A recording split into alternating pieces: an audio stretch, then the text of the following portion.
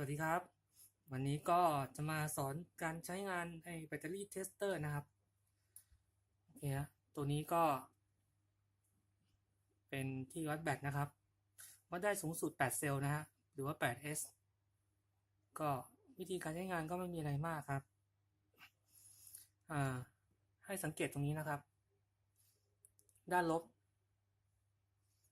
เราจะเอาไปเสียบกับขั้วที่เป็นสายสีดำนะครับหรือว่ากราวนะครับตรงนี้นะฮะสีดำนะฮะริมนี้นะครับอย่างกรณีแรกเนี่ยเราจะวัดแบตเซลล์เดียวแบบพวกนี้นะครับเซลล์เดียว 3.7 โวลต์เราก็เอาเสียบขั้วลบนี้นะครับแล้วก็เสียบเข้าไป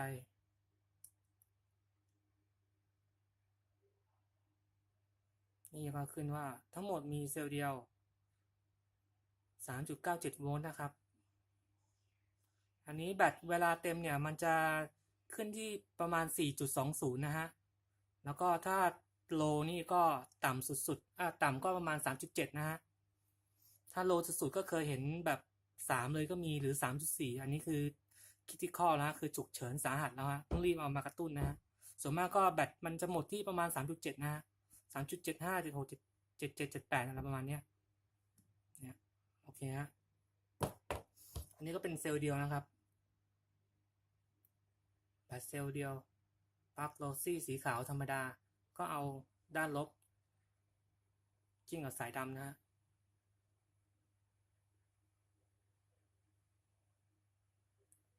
จะสังเกตว่าแบตเซลล์เดียวเนี่ยเวลาเราวัดแล้วมันจะไม่มีเสียงนะฮะ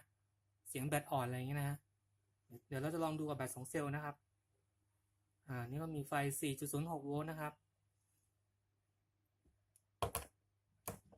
นี่ก็เป็นแบต2เซลล์ฮะจะสังเกตยังไงแบต2เซลล์ 7.4 โวลต์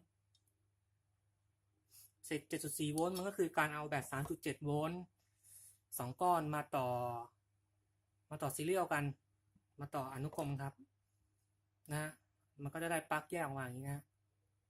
ปลั๊กอันนี้เราก็เอาไว้วัดแบตนะครับถ้าเราเอาตรงขั้วนี้วัดแบตมันจะมองเห็นทั้งก้อนแค่เซลล์เดียว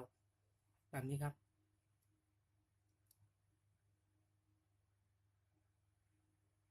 นี่ฮะ1เซลล์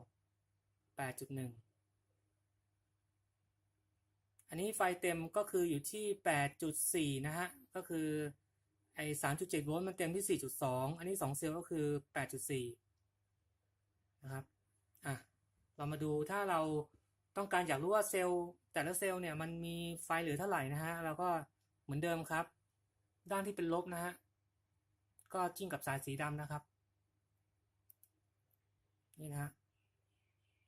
มันจะมีเสียงนะฮะเสียบเข้าไปเลยครับ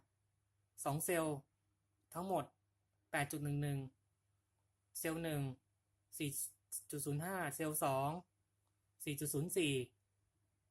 นะครับก็จะอ่านได้แบบนี้นะครับ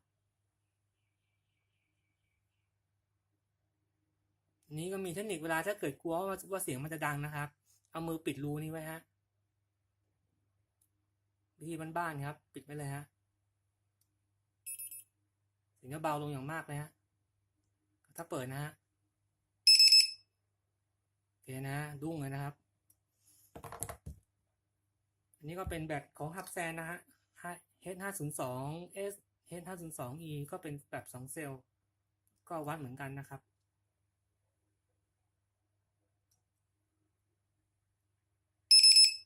ดังครับ